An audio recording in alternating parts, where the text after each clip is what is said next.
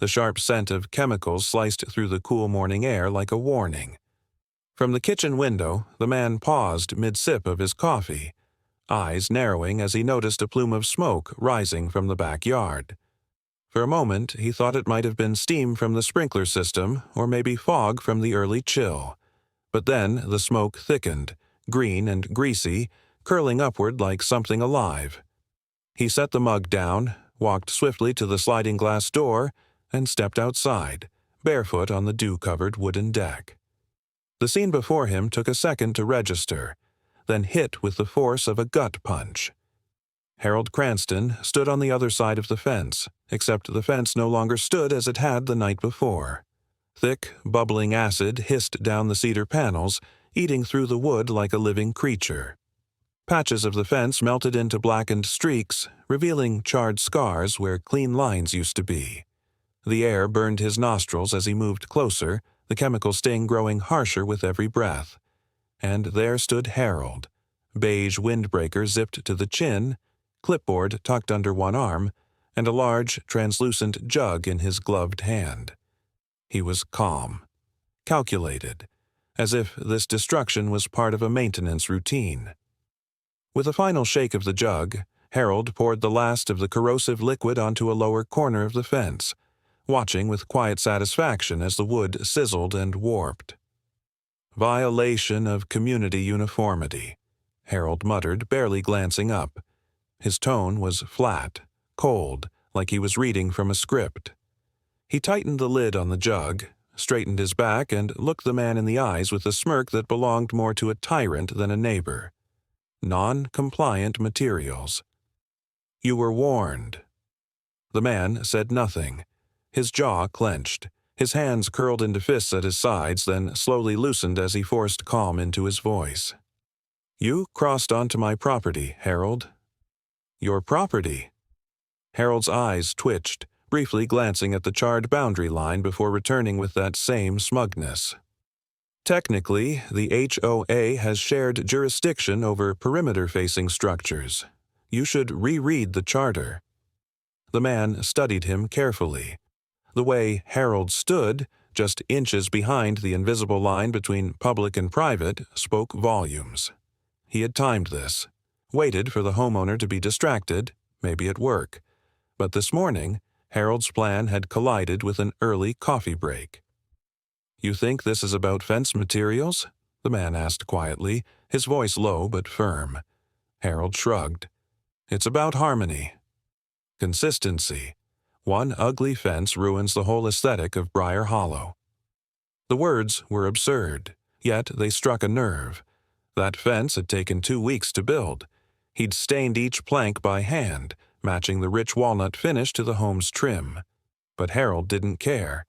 To Harold, it wasn't about wood, it was about power. The man took a step back.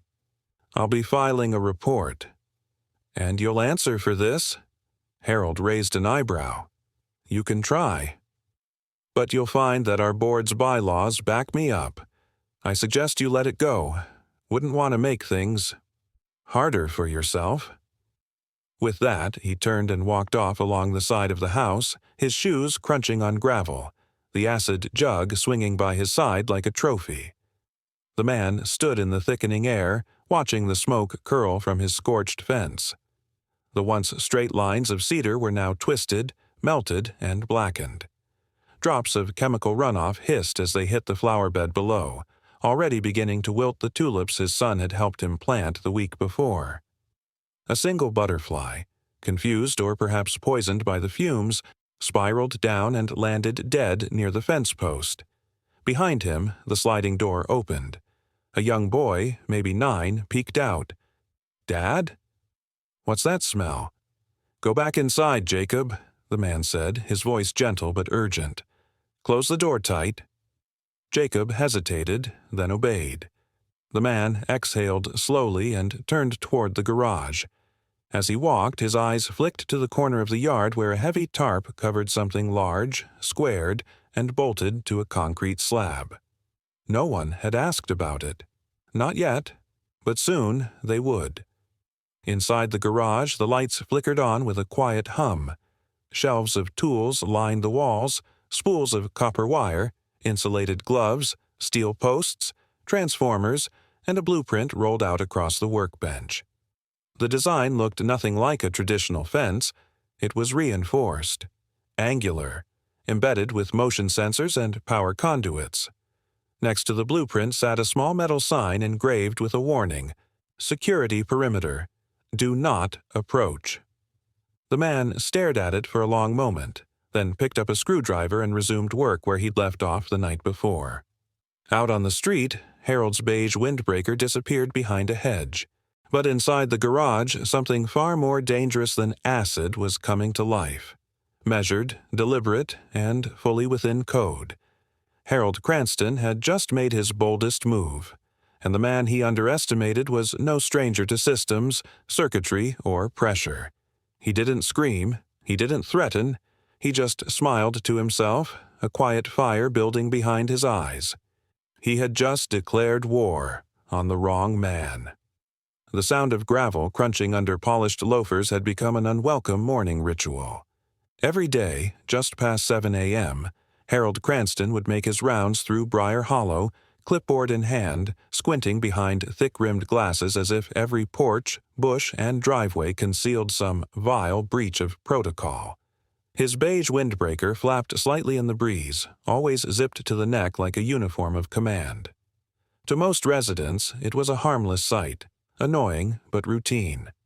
But to those who had lived under his rule long enough, it meant one thing: judgment was coming. From my kitchen window, I watched him pause at my mailbox. He jotted something on his pad, tilted his head, and stepped back for a wider view, as though appraising an art installation. I sipped my coffee slowly, letting the bitter warmth anchor me. I had lived in Briar Hollow for just under 8 months, having moved here for a quieter life after years working long, brutal hours in tech infrastructure.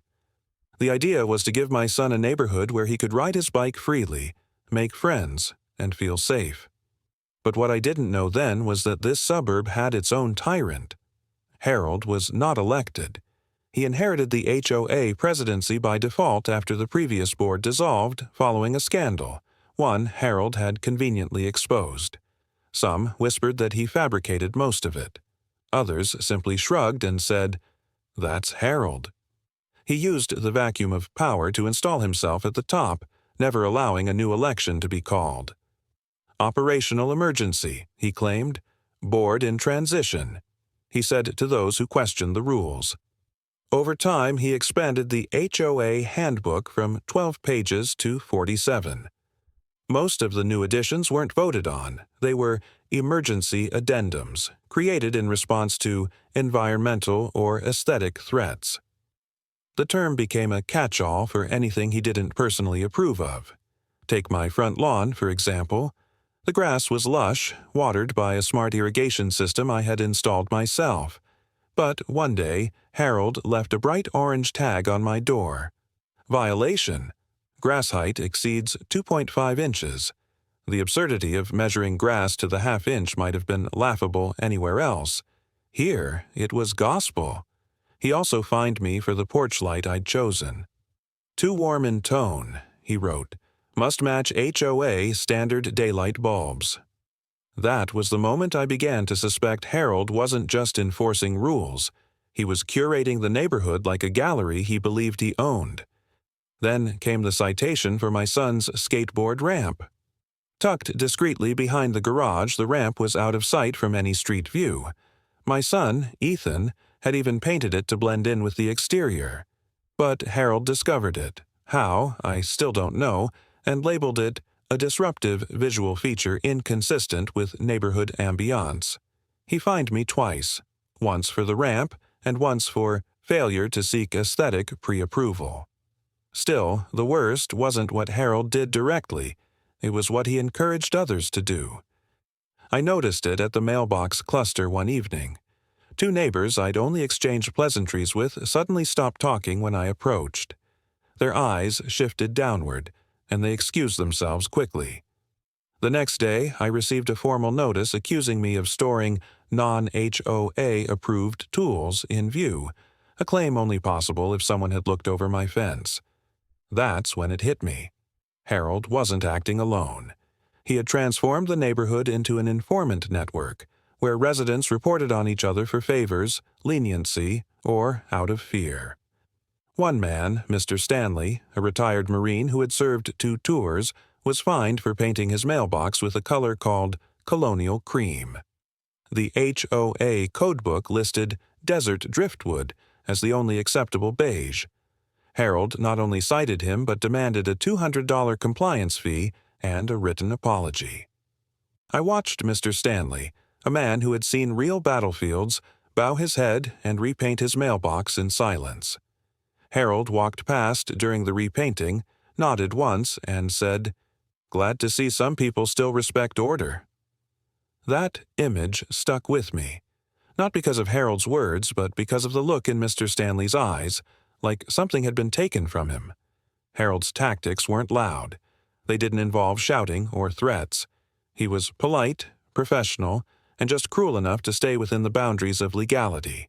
He weaponized policy. And when that wasn't enough, he used perception. Rumors. Whispers. Whispers. I once heard him tell a group of neighbors, "New people don't always understand how we maintain such high property values here. It's a culture thing. I was the new person." But Harold made one critical mistake. He thought my silence was submission. He thought because I didn't argue or protest that I had accepted his dominance. What he didn't know was that I had spent my career designing systems, complex, layered systems that could withstand pressure and adapt to attacks. I saw his methods for what they were, a crude but effective control structure built on fear and compliance. Still, I bided my time. I documented. I nodded when Harold dropped passive-aggressive comments about outsiders and non-standard lifestyles. I kept every letter he mailed. I installed new locks. I upgraded my security system under the pretense of a tech enthusiast hobby. And when Harold climbed a ladder one afternoon to peer over my side fence, thinking no one saw him, I did. And my camera did too. That evening, I reviewed the footage, watching his face freeze when he noticed the small lens tucked in the eave of my roof. He climbed down quickly, looking over his shoulder, then briskly walked off. I saved the clip in a folder titled Cranston, Phase 1. He had no idea what I was planning, but his acid stunt, unthinkable, criminal, reckless, was just the final straw.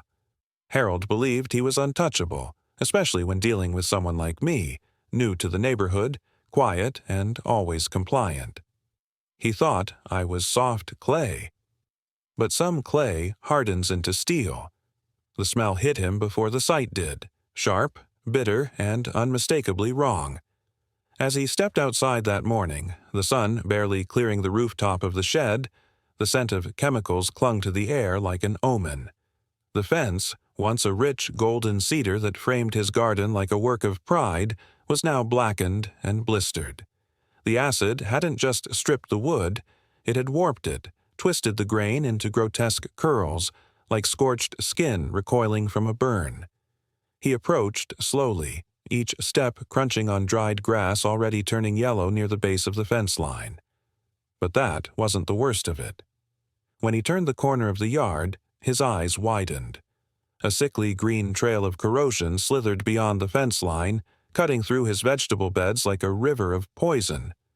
The tomato vines drooped, their leaves spotted and brown. The soil beneath them bubbled faintly, still reacting. His heart sank as he noticed the delicate irrigation lines he'd spent hours setting up had melted at the edges, curled like ribbons. The acid had traveled farther than Harold intended, or maybe it had gone exactly as far as Harold wanted. Then the shouting began. "Help! Someone, please!" It came from next door, Mr. Darnell's house. He was a quiet man in his late 70s, a retired high school math teacher who still wore suspenders and polished his mailbox weekly. The protagonist rushed over, vaulting the low fence between their yards. He found Mr. Darnell slumped on the patio, hand pressed to his chest, eyes watering, his breaths shallow and rapid. The emergency room staff later confirmed it was a respiratory reaction to chemical fumes. Dangerous, but not fatal. As the ambulance pulled away, the protagonist stood on the sidewalk, fists clenched, watching Harold's beige windbreaker disappear around the corner in a slow, smug stride. That night, something changed. He didn't sleep. Instead, he pulled out the thick binder labeled Briar Hollow HOA Charter, a relic he'd kept since moving in. The pages were stiff, filled with outdated bylaws and jargon, but within them he saw opportunity. Loopholes, weak spots, sections long neglected. For every petty rule Harold had used against others, there were 4 more he had quietly ignored. By dawn, he had a plan. The next day, he walked the neighborhood, not to chat or complain, but to document. He photographed peeling paint on Harold's own eaves, a rusted gutter, a parked golf cart with an expired sticker, violations, each one. He spoke to neighbors, careful to ask subtle questions. Ever feel like Harold goes too far? Did he fine you for that garden gnome? The responses were soft at first, hesitant, but then one man, Curtis from across the street, muttered, "He fined my wife for drying laundry on the back deck. Said it ruined the aesthetic. He's out of control." The floodgates opened. One neighbor admitted Harold had accused him of creating noise pollution because his wind chimes were too loud. Another whispered about how Harold had entered his yard without permission to measure a pergola. No one had confronted him until now. No one thought they could. That very week, Harold struck again. An HOA memo, slid into every mailbox in stiff parchment, declared a new regulation. All window drapes visible from the street must conform to HOA-approved color schemes. Noncompliance will result in immediate citation. Attached to the back was a photo. Harold's own windows, draped in maroon with gold trim. His choice, now everyone's standard. The protagonist stared at the paper in disbelief. This wasn't enforcement. It was narcissism.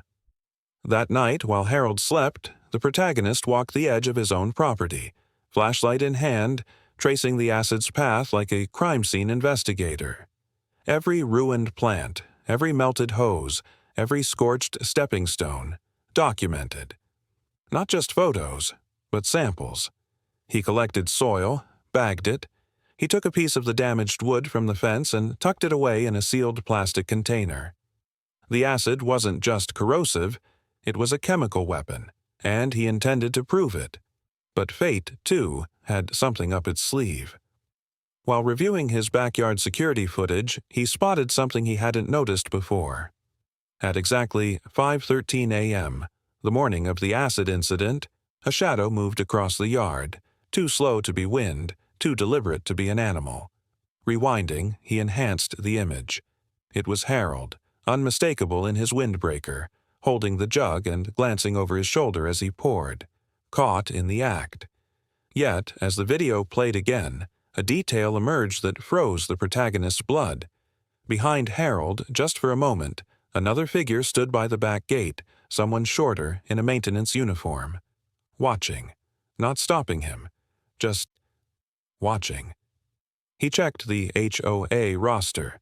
No maintenance work had been scheduled that day. Who was that man? The plot, it seemed, was deeper than just Harold's personal vendetta. Back inside, he pinned the footage still on his office wall. Below it, a hand-drawn diagram of the property. He circled weak points in his fencing, noted where security lights needed upgrading. And then, below that, he unfurled the blueprint he'd been sketching for weeks. A new kind of perimeter. Steel-reinforced, sensor-triggered, voltage-regulated. Every panel legal under state code. He wasn't just fixing a fence. He was drawing a line in the sand. As the final screw was turned into a prototype panel in his garage, he stepped back, sweat lining his brow. The acid had done more than burn wood, it had ignited a war Harold didn't realize he'd started. And, standing in the garage, surrounded by schematics and hardware, he whispered under his breath, "What he didn't realize was, I'd already begun." rewiring the entire property. The faint whir of a power drill echoed behind the tarp as the sun dipped beneath the rooftops of Briar Hollow. From the outside, the work seemed unremarkable, just another homeowner tending to a backyard project. But behind the heavy canvas and zip-tied privacy panels, a quiet revolution was underway. He crouched low beneath the frame of what looked like a simple retaining wall, checking the embedded wiring with a voltmeter. Every cable he secured, every bolt he tightened, brought him one step closer to justice. Unlike Harold, who relied on fear and fines, the man behind the tarp operated with precision. His name was Cole Maddox, an electrical systems engineer who once designed containment security grids for government research labs.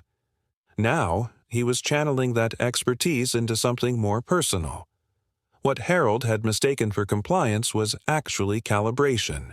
Every insult, every violation had been cataloged and archived, not for vengeance, but for a reckoning grounded in facts, legality, and hardwired resistance. Inside his garage, a row of neatly labeled hard drives blinked silently, connected to a central terminal hidden behind tool cabinets. The cameras, disguised as decorative birdhouses, sprinkler heads, and even a fake garden gnome, fed into the system 24 hours a day. Each time Harold stepped onto Cole's property uninvited, the cameras tagged the footage by time, date, and location. A motion-triggered mic beneath the porch once caught Harold muttering about teaching the newbie a lesson while dumping used paint into the storm drain. One night, while reviewing the footage, Cole stumbled upon something that made him freeze mid-sip of his coffee. The grainy image showed Harold crouching behind the hedge bordering Mr. Darnell's yard, the same yard that had recently been hit with a noise complaint signed anonymously. But the footage showed more than trespassing. Harold was tampering with the elderly man's irrigation control box, adjusting settings so that water flooded the yard during peak daylight hours, ensuring a mold bloom that would trigger further fines. Cole's stomach tightened. "He's not just petty, he's calculated," he muttered. Cole printed the images and logged them into his growing binder of misconduct. But the real surprise came later, buried deep within the HOA's publicly available financial disclosures. Cross-referencing dates with receipts, Cole discovered that Harold had been approving reimbursements for phantom repairs, most notably from a company called Ridgeway Fence Solutions. Curious, Cole dug deeper and found no business license, no address, just a Cash App trail that ended in a personal account under Harold's brother's name. Embezzlement. Quiet, systematic, and hidden under layers of bureaucracy. Still, Cole knew information alone wouldn't win this war. He needed protection. He filed a construction permit under a private LLC, Marrow Security Solutions, for a perimeter reinforcement structure, citing recent trespassing and safety concerns. It was technically true. No one questioned the paperwork, not even the HOA board, who assumed it was for a retaining wall or a fancy privacy fence. But what he was building was neither. The frame of the wall was steel-core aluminum, insulated with weather-resistant polymer and grounded into the earth with copper rods. It wasn't just a fence, it was a deterrent. The top layer would carry a legally safe, low-voltage current, enough to sting but not harm, fully compliant under the state's Residential Perimeter Security Clause. He even installed a fail-safe shutoff in case of wildlife contact. Every wire, every post was a statement. This property is not yours to govern anymore. One evening, as he worked late under floodlights, a soft rustling interrupted the rhythmic hum of his soldering iron. Cole straightened up and turned toward the bushes. There, a silhouette. Someone crouched low, watching. He snapped off the light, grabbed a small thermal sensor from his tool bag, and scanned the tree line. The figure scrambled away, but not before the device pinged a reading. Human. Adult male. Likely Harold, or one of his allies. The paranoia was no longer one-sided. The next morning, Cole placed a new motion alert device beneath the deck. This one sent real-time pings to his phone. He wasn't just preparing for exposure, he was preparing for retaliation. Later that week, a neighbor stopped by while walking his dog, peering over the tarp with curiosity. "Hey, Cole, what's all this?" "Looks pretty serious." Cole wiped the sweat from his brow and gave a calm smile. "Just building something that finally holds the line." The neighbor raised an eyebrow, nodded, and kept walking. Back inside, Cole rolled out the final set of blueprints across his workbench. The circuits were complete. The anchors were in place. All that remained was the final connection between the relay and the control panel. As he tightened the last bolt, a sharp thunder cracked in the distance. Rain was coming. He looked out across the scorched garden bed, the one Harold's acid had ruined. Grass had begun to grow again, stubborn and green. Cole walked inside, shut down the lights, and stood at the study window, watching the outline of his steel frame flicker in the gathering storm. He thought about Harold's clipboard, his smirk, his threats, and smiled. He'd sprayed acid. I was installing justice. Vaulted and reinforced, the parking lot of the Briar Hollow Community Center glowed under rows of flickering sodium lights, casting long shadows on the asphalt as neighbors trickled in. Inside, the air buzzed with the low hum of small talk, the occasional cough, and the shuffle of folding chairs against linoleum floors. At the front stood a long table draped in a dull burgundy cloth, where HOA board members arranged papers and adjusted microphones. A PowerPoint slideshow titled Beautification Budget 2025 cycled lazily on the projector screen. But the real storm hadn't begun yet. Nathan Caldwell, quiet, composed, and seated halfway down the center aisle, watched the room with practiced stillness. He noted Harold Cranston pacing near the podium, periodically straightening his tie, patting his chest pocket where he kept his speech notes, and adjusting his smug smile for anyone who looked his way. To the casual eye, Harold seemed like a man about to deliver just another annual address. To Nathan, he looked like a condemned man walking proudly toward the gallows, still unaware of the rope. Nathan's fingers tapped lightly against a black remote in his coat pocket. On his lap sat a closed leather binder. The footage was loaded. The audit results were printed, organized, and cross-tabbed. Every document had been verified twice. What began as a personal vendetta over a ruined fence had now evolved into a full-scale takedown. Harold tapped the microphone. "Good evening, neighbors. Thank you all for showing up for our annual Briar Hollow HOA meeting. Tonight, we'll discuss parking realignments, a minor dues increase for beautification compliance, and new guidelines for—" Nathan stood up slowly. "Point of order," he said calmly, his voice cutting through the chatter like a blade. Harold blinked, caught mid-sentence. "Mr. Caldwell, this is not the time for—" "I think it is," Nathan replied. "I have something the entire community deserves to see before any more rules are passed." Murmurs rippled across the room. Curious heads turned.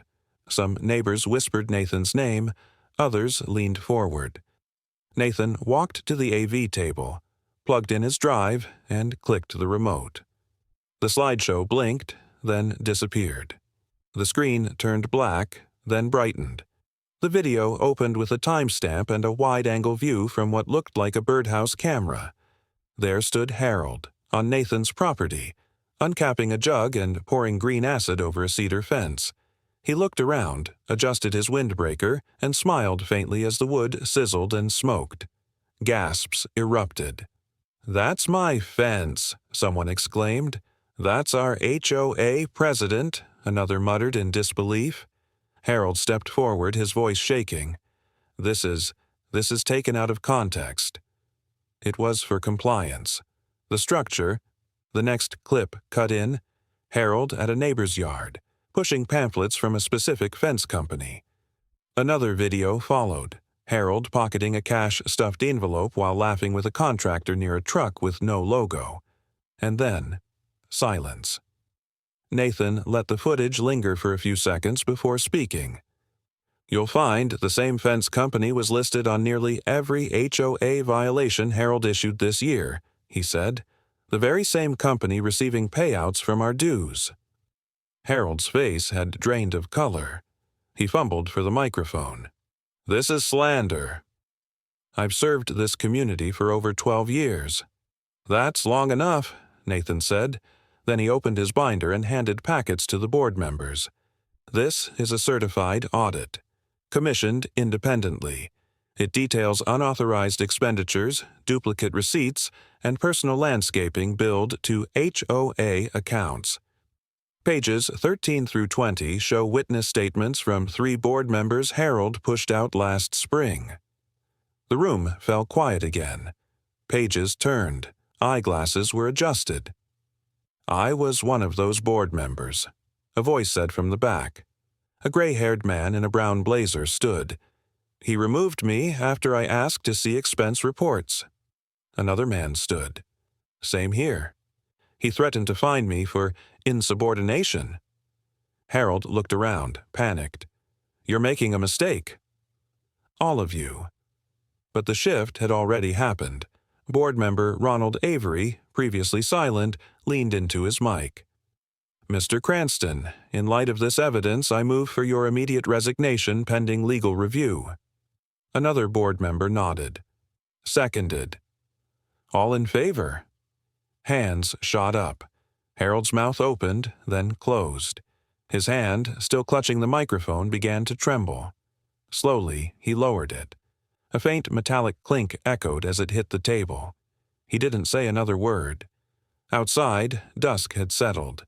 The sun had dipped below the tree line, casting the parking lot in a soft, golden haze.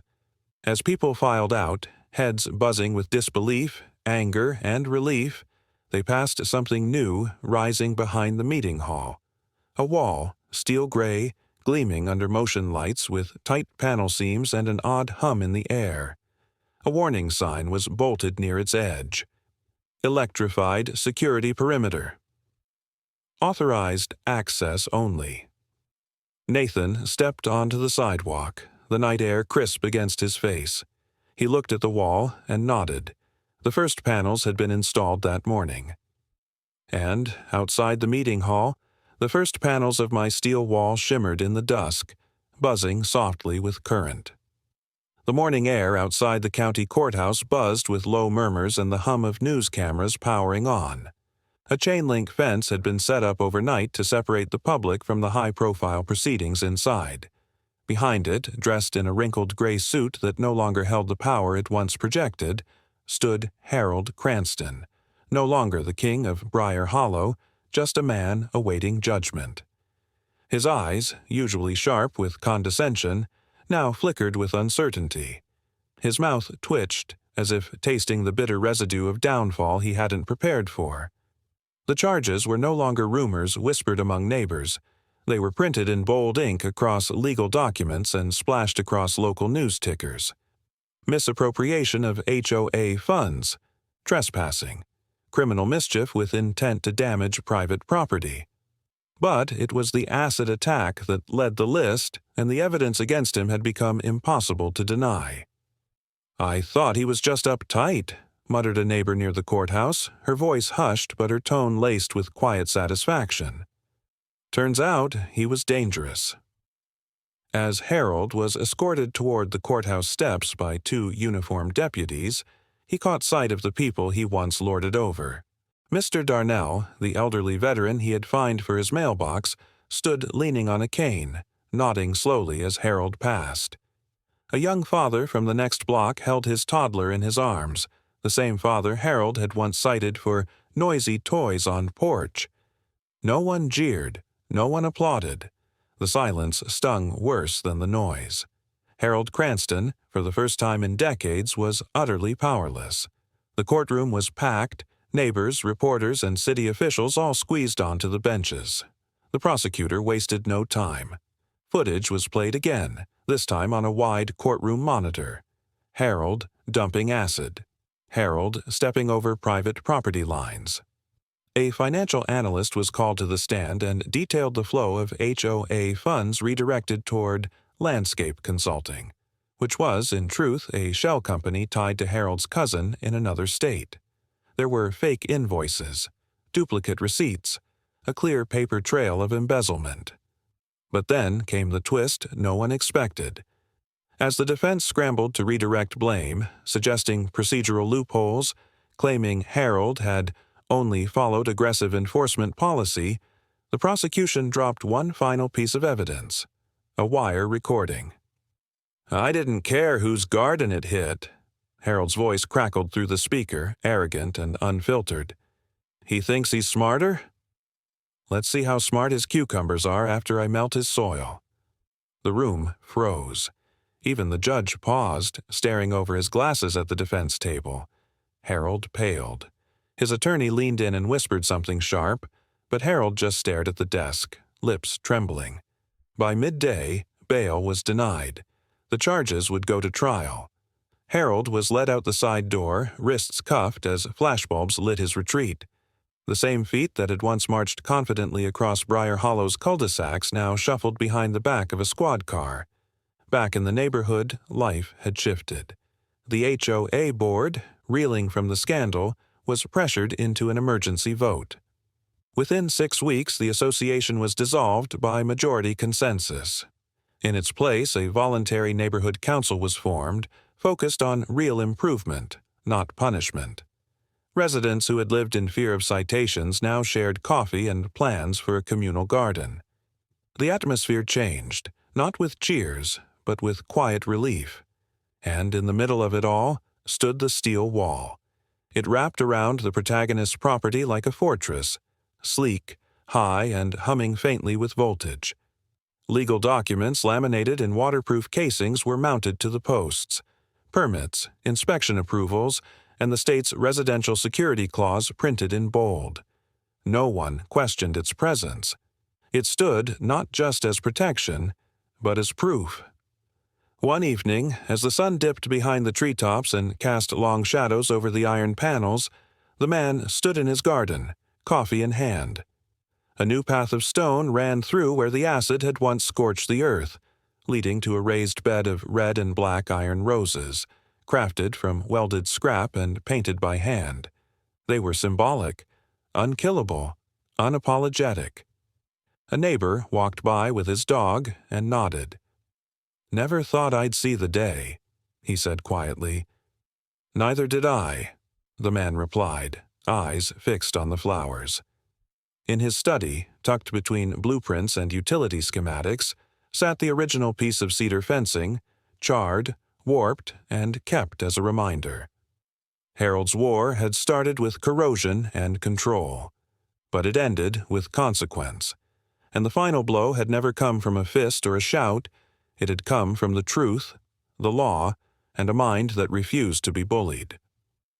As the garden lights flickered on and the buzz of the steel wall hummed softly in the background, he took another sip of coffee, watching the world settle into silence. Harold tried to burn down my freedom, but he ended up electrocuting his own empire.